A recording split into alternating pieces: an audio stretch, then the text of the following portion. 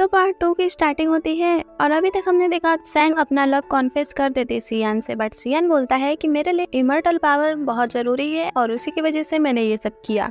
और ये सारी बातें सुन सैंग बहुत ज़्यादा सैड हो जाती है एंड सियान से अब वो बात भी नहीं करती। सियान जब भी उससे बात करने जाता है वो उसे इग्नोर कर दिया करती थी। और एक दिन ऐसा भी आता है कि वो घर छोड़कर जाने लगती है, तो सियान उसको रोकने की कोशिश करता है बट वो नहीं रुकती और घर छोड़कर चली जाती है उसी हंटिंग गर्ल के पास जिसका नाम मोमो है। इस हंटिंग गर्ल का नाम मोमो है और उसे मैं अब मोमो ही बोलूँगी। मोमो के घर जाती है तो मोमो से हेल्प मांगने लगती है कि तुम कुछ बताओ मैं कैसे अपने घर जा सकती हूँ। तो मोमो उसी बॉय को बुलाती है जो angel boy and devil boy का फंक्शन कंट्रोल करता है, उसी को बुलाती है। तो वो आता है और बताता है हाँ एक ही जरिया है जिससे तुम अपने घर जा सकती हो और वो स्काई गेट है। अगर स्काई गेट खुलेगा तभी तुम अपने घर जा सकती हो। तो सैंग उससे पूछती है स्काई गेट कैसे खुलेगा, तो वो बताने लगता है कि जब कोई पावरफुल कैरेक्टर उस स्काई गेट को खोलेगा तभी तुम जा सकती वरना नहीं जा सकती। और वो बताता है कि ये इस कॉमिक का एक मोस्ट पावरफुल कैरेक्टर है, हमें उससे पूछना चाहिए, वही हमारी हेल्प कर सकता है। एंड सारे लोग प्लान बनाकर जाते हैं उसके पास उससे पूछने, बट वो पावरफुल कैरेक्टर जो है उन लोग को वहाँ से मारकर भगाने लगता है। और सैंग के पास भी वो आता है उसको मारने, बट सैंग भाग नहीं पाती और वहाँ सियान आ जाता है और उसे बचा लेता है उस पावरफुल कैरेक्टर से। सियान एंजल बॉय देखता है कि सैंग अपने पेट को पकड़ी हुई है, तो वो उससे पूछता है कि क्या हुआ, तुम ऐसे क्यों पकड़ी हुई हो। सैंग बताती है कि हाँ मुझे यहाँ पेन हो रहा है इस वजह से मैं पकड़ी हूँ। तो वो पूछता है क्यों, कैसे, क्या हुआ। तो बताने लगती है कि वो गर्ल प्रॉब्लम है, तुम नहीं समझोगे क्योंकि वो पीरियड आई होती है। एंजल बॉय को फोर्स करने पर वो बता देती है कि हाँ मेरे पीरियड्स है इस वजह से मुझे पेन हो रहा है। तो एंजल बॉय उसकी हेल्प करने लगता है, बट सैंग एंजल बॉय पे ही गुस्सा होकर वहाँ से जाने लगती है। तो सियान एंजल बॉय उसको पकड़ लेता है और बोलने लगता है जब तुम मेरे पास नहीं थी तो मैं हर वक्त तुम्हें सोचता रहता था और अच्छे से सो भी नहीं पाता था। तुम्हारे ना रहने के बाद मुझे पता चला तुम मेरे लिए कितनी इम्पोर्टेंट हो और मुझे बहुत अकेला सा फील होता था।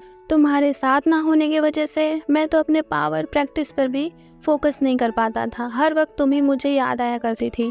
तुम्हारे साथ बिताए मोमेंट ही मेरे माइंड में हमेशा आते रहते थे। और ये भी बोलता है कि मुझे ये नहीं पता ये लाइक है या क्या है, क्योंकि इसके पहले मैंने कभी ऐसा फील नहीं किया, बट अब मैं हर टाइम तुम्हारे साथ रहना चाहता हूँ, हर एक दिन तुम्हारे साथ रहना चाहता हूँ, हर एक साल हर एक महीने तुम्हारे साथ रहना चाहता हूँ। तो प्लीज़ मुझे छोड़कर कहीं मत जाओ।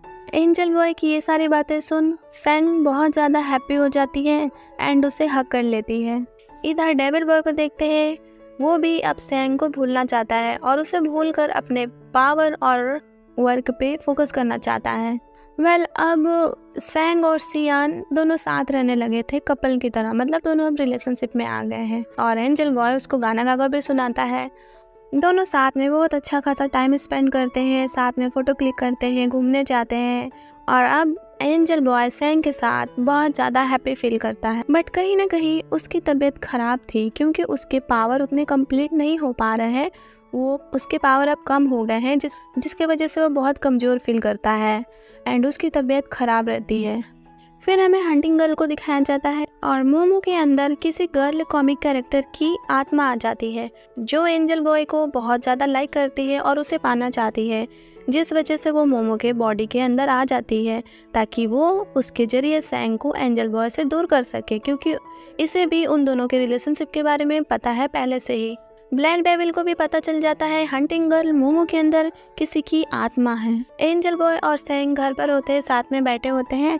सैंग एंजल बॉय से पूछती है तुम्हें पता है स्काई गेट क्या है। स्काई गेट वही जिसके जरिए सैंग अपने घर जा सकती है। तो एंजल बॉय बोलता है हाँ मुझे पता है, और ये भी बोलता है कि अच्छा तुम घर जल्दी जाना चाहती हो इस वजह से पूछ रही हो, क्या मुझसे दूर होना चाहती हो। सैंग बोलती है नहीं नहीं, मैं तो बस अपने गुगू को देखना चाहती हूँ, उसका केयर करना चाहती हूँ। तो एंजल बॉय बोलता है कोई बात नहीं, हम लोग इसके बारे में बाद में बात करेंगे, क्योंकि एंजल बॉय नहीं चाहता कि सैंग उससे दूर हो और वो अपने घर जाए, जिस वजह से वो उसे बताता नहीं है। लेकिन एंजल बॉय की तबीयत दिन पर दिन और ज़्यादा ख़राब होती जा रही है और अब तो वो अपनी पावर प्रैक्टिस भी नहीं कर पाता। फिर हमें हंटिंग गर्ल मोमो को दिखाया जाता है जिसके बॉडी में से वो कॉमिक कैरेक्टर गर्ल निकल जाती है और वो सीधे निकलकर एंजल बॉय सियान के पास जाती है एंड उससे फ्लर्ट करने लगती है, बट एंजल बॉय उसको अपने से दूर करता है और उससे अच्छे से बात भी नहीं करता। ये दोनों एक दूसरे को पहले से भी जानते हैं। वेल इधर सैंग को देखते हैं जो बाहर होती है और बारिश हो रही होती है और बिजली कड़क रही होती है, जिसकी वजह से वो डरने लगती है और एंजल बॉय को याद करने लग जाती है। बट वहाँ एंजल बॉय नहीं आता और डेविल बॉय आ जाता है फिर से इसको बचाने।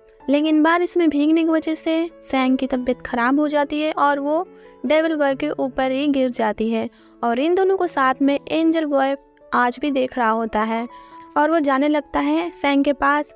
वही कॉमिक कैरेक्टर गर्ल आकर एंजल बॉय पर अपना मैजिक कर देती है और एंजल बॉय को अपने बस में कर लेती है। वेल इस लड़की का नाम होता है लियू, तो इसे मैं लियू बोलूँगी। अब एंजल बॉय को अपने बस में कर लियू वहाँ से उसको लेकर चली जाती है और ब्लैक डेविल सैंग को मोमो के घर ले जाता है और सैंग की तबीयत खराब होने की वजह से वो उसकी केयर करने लगता है। बट जैसे ही सैंग को होश आता है वो एंजल बॉय का नाम लेने लगती है।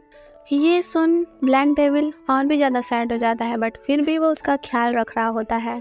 इधर लियू और एंजल बॉय को देखते हैं जो साथ में बैठे होते हैं और लियू एंजल बॉय से शादी करने को बोलती है, बट एंजल बॉय उसको मना नहीं कर पाता क्योंकि वो उसके बस में होता है।